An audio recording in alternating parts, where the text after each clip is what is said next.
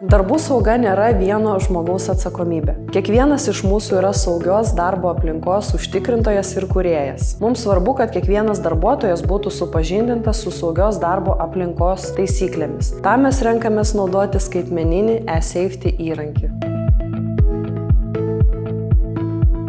eSafety sistema tai yra elektroninis įrankis, kuris padeda darbdaviui valdyti darbuotojų saugos ir sveikatos procesus realiuoju laiku. Zenko yra tas klientas, kuris ypatingai stengiasi įvesti savo įmonėje darbuotojų saugos kultūrą ir maksimaliai išnaudoja mūsų produkto galimybės. Produktas padeda ne tik nuotoliniu būdu instruktuoti darbuotojus, ne tik tais mokyti juos nuotoliniu būdu, bet ir daryti darbo vietos patikrinimus, saugos susirinkimus, apklausas, kaip darbuotojai jaučiasi objekte. Su Zenko glaudžiai bendradarbiaujam, tobulindami tą produktą. Jie labai daug idėjų mums pameta, ką jie norėtų patobulinti. Dėl to ta sinergija mums labai patinka ir džiugina.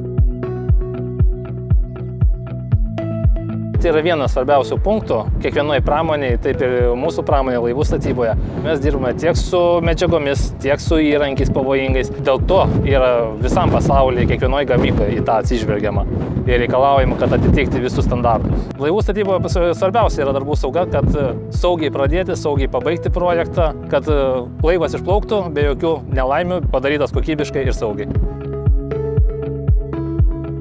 Šią dieną, darbuotojų saugos ir sveikatos dieną, yra puikia proga prisiminti, kad saugią darbo aplinką kuriame visi kartu.